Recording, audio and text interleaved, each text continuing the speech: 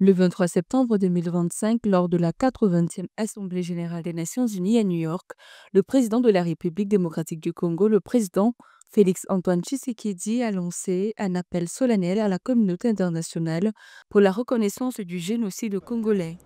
Dans un discours, il a qualifié le conflit en cours dans l'est du pays des génocides silencieux qui durent depuis plus de 3 décennies.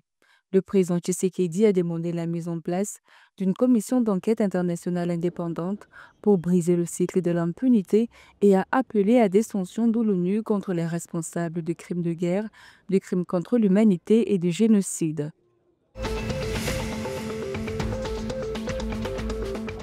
Le mardi 23 septembre 2025, à Libreville au Gabon, l'écosystème financier de la communauté économique et monétaire de l'Afrique centrale a franchi une étape importante avec la signature d'une convention entre la Commission de surveillance des marchés financiers de l'Afrique centrale et le Private Infrastructure Development Group.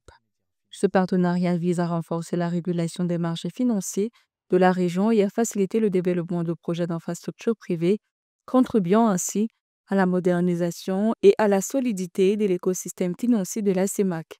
Rappelons qu'en 2024, le marché financier de la CEMAC a enregistré 1610 opérations d'achat-vente des titres publics, totalisant un montant nominal de 3 973,9 milliards de francs CFA.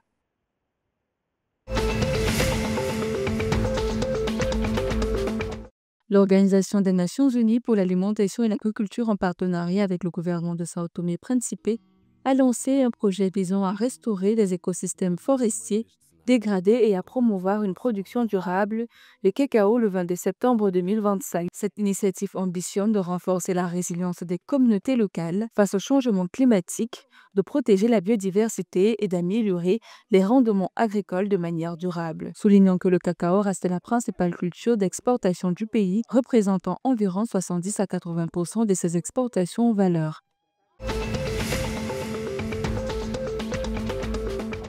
La République centrafricaine a annoncé un investissement majeur de 203 millions de dollars pour renforcer son système éducatif. Cette somme a été confirmée dans le cadre du Plan national de développement 2024-2028 en collaboration avec l'UNICEF.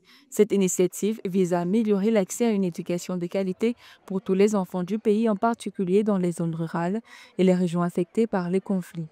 Les fonds seront utilisés pour la construction et la réhabilitation d'infrastructures scolaires, la formation des enseignants, l'approvisionnement en matériel pédagogique et la mise en œuvre de programmes d'éducation non formelle.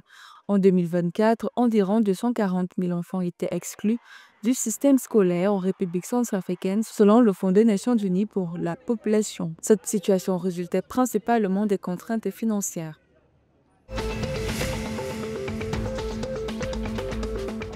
Le boxeur natif de la République démocratique du Congo, Vianney Mwindo, originaire de Goma, effectue son grand retour sur le ring ce 25 septembre 2025 à Kampala, en Ouganda.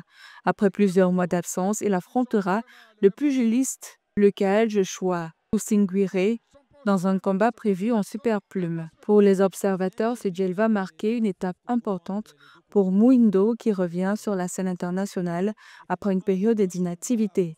Porté par son manager Bienvenu Salomo, il s'apprête à relever ce défi avec détermination.